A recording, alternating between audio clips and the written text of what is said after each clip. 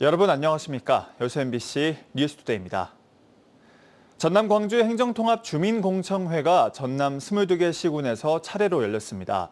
주민 질문들을 분석해보니 행정통합을 바라보는 관심사와 고민의 지점이 지역별로 다르게 나타났는데요.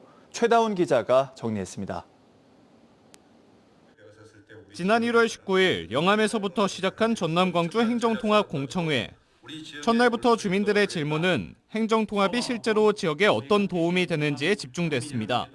행정통합이 지역 일자리 창출과 청년 유출 문제에 도움이 되는지 궁금하고요.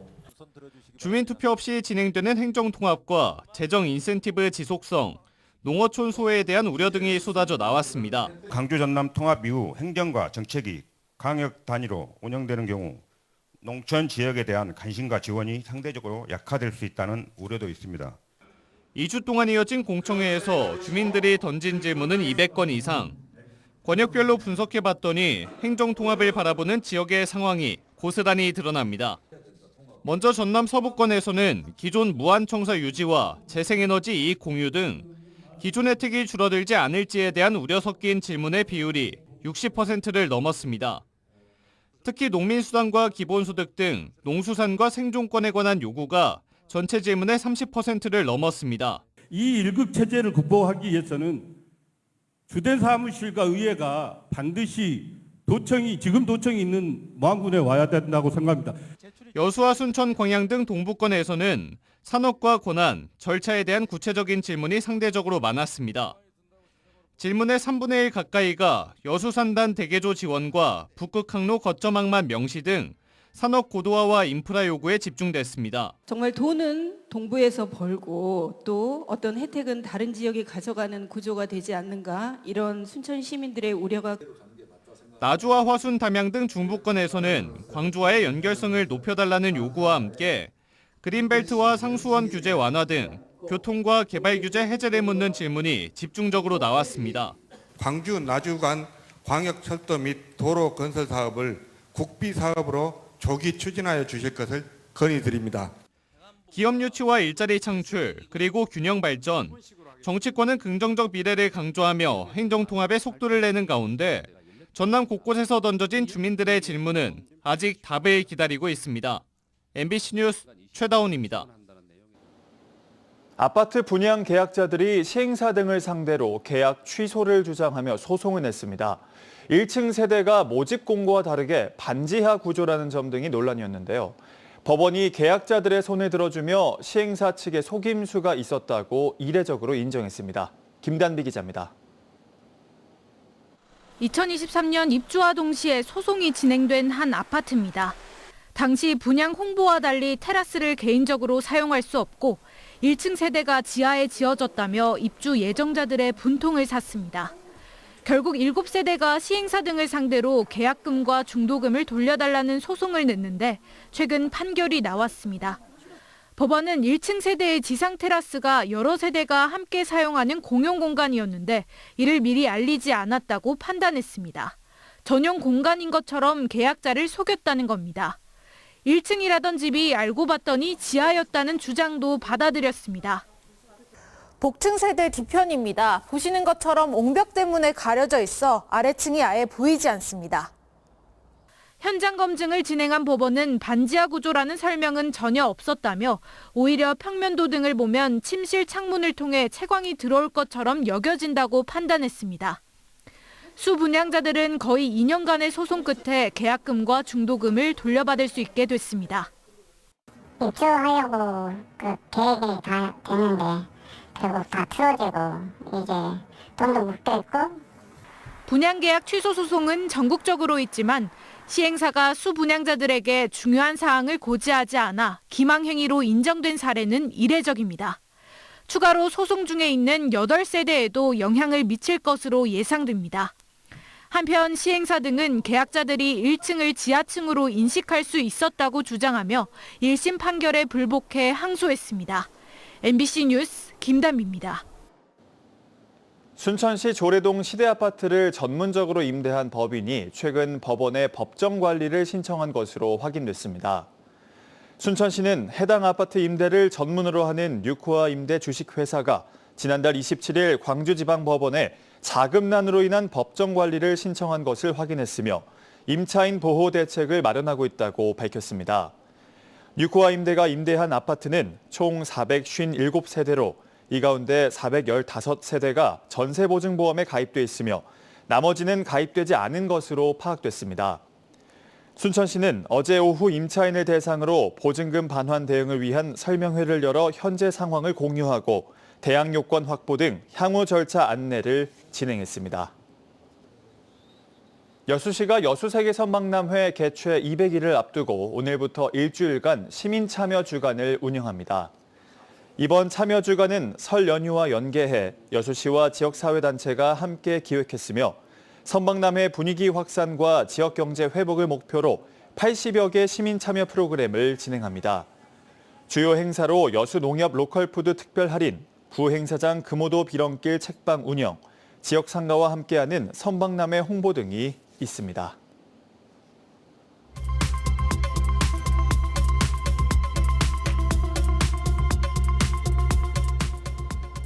지역 주요 행사와 일정을 전하는 이슈 프리뷰입니다. 설 연휴를 앞둔 이번 주 전남 광주 행정통합특별법이 본격적으로 국회 상임위에서 다뤄지고 지방선거 도전자들의 출마 선언도 이어집니다. 유민호 기자입니다. 더불어민주당이 당론으로 발의한 전남 광주 행정통합특별법이 국회 행정안전위원회 심사에 들어갑니다. 행안위는 오늘 전문가와 국회의원 등이 참석한 입법공청회에서 통합특별법을 점검하고 10일과 11일 법안심사 소위원회를 열어 법안에 담길 실질적인 내용을 논의할 예정입니다. 이번 심사 과정에서 그동안 지역에서 반영 요구가 높았던 재정 지원과 예타 면제 조항, 통합 국리부대 신설 등이 담길지 주목됩니다. 행정통합에 관한 동북권 주민 의견을 듣기 위한 일정도 계속됩니다. 전남도와 광주시는 오는 13일 국립순천대 우석홀에서 찾아가는 타운홀 미팅을 개최하고 지난 시군공청회에서 다루지 못한 사안들을 논의할 예정입니다. 신정훈 국회 행정안전위원장도 오는 11일 국립순천대에서 행정통합 주민공청회를 주최할 계획입니다. 설 연휴를 앞두고 지방선거 도전자의 출마 선언도 이어집니다. 여수에서 3명이 기자회견을 예고했는데 오는 10일 명창환 전 전남도 행정부지사를 시작으로 11일 정기명 여수시장, 12일 백인숙 여수시의회 의장이 여수시청에서 시장 출마를 공식화합니다.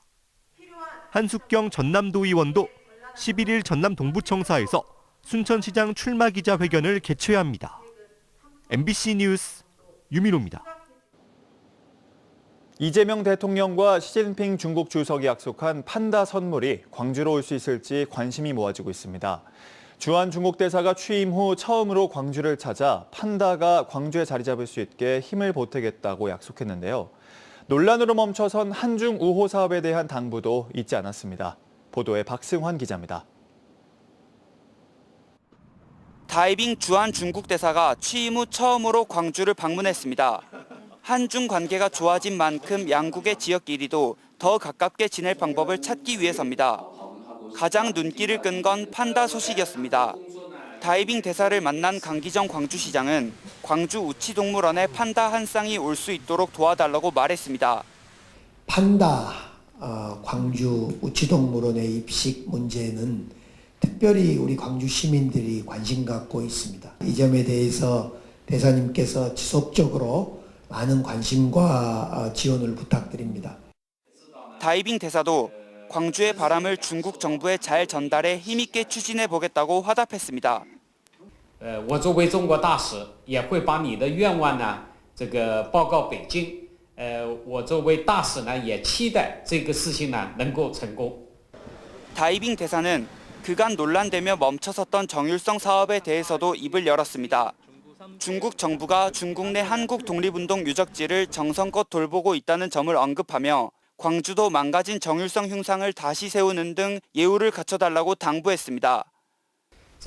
做出努力保留了郑立成大街，但是我也希望呢郑立成的塑像还能够恢复历史原貌，就像中国在中国保留维护管理了很多韩国独立运动的旧址一样。 판다 선물과 흉상 복원이라는 약속이 오가면서 멈춰섰던 두 나라의 문화 교류가 다시 활기를 띨 수 있을지 주목됩니다. MBC 뉴스 박승환입니다.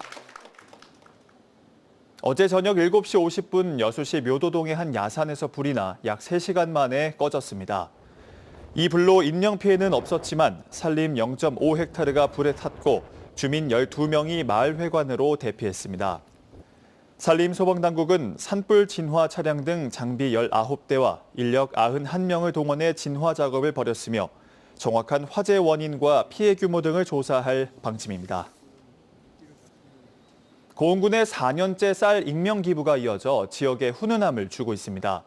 고흥군은 설 명절을 앞두고 이름을 밝히지 않은 기부자가 백미 60포를 정미소에 맡긴 뒤 좋은 곳에 써달라는 짧은 전화가 걸려왔다고 밝혔습니다.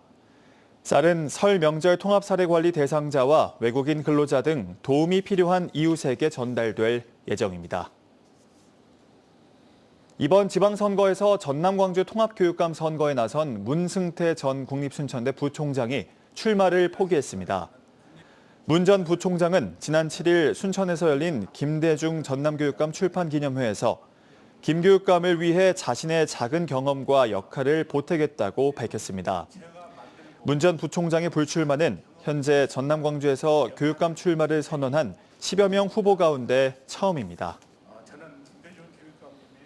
지방선거를 앞두고 지역 정치인의 출판기념회가 이어졌습니다. 지난 7일 김대중 전남교육감은 전남 광주의 미래교육 비전을 제시한 김대중의 글로컬 미래교육 출판기념회를 개최했습니다. 같은 날 김영규 전 여수시의회 의장은 여수의 비전과 도시 전환 청사진을 담은 여수다움 출판기념회를 열었고 오학은 전 순천시장 후보는 지역경제 활성화 구상을 제시한 순천 성공시대 시민이 주주입니다 출판기념회를 개최했습니다. 정인화 광양시장도 자신의 공직 생활과 국회의원 시절 경험을 담은 무에서 유를 창조하는 그 남자의 일생 출판기념 북콘서트를 마쳤습니다. 여수 MBC 뉴스투데이를 마칩니다. 시청해주신 여러분 고맙습니다.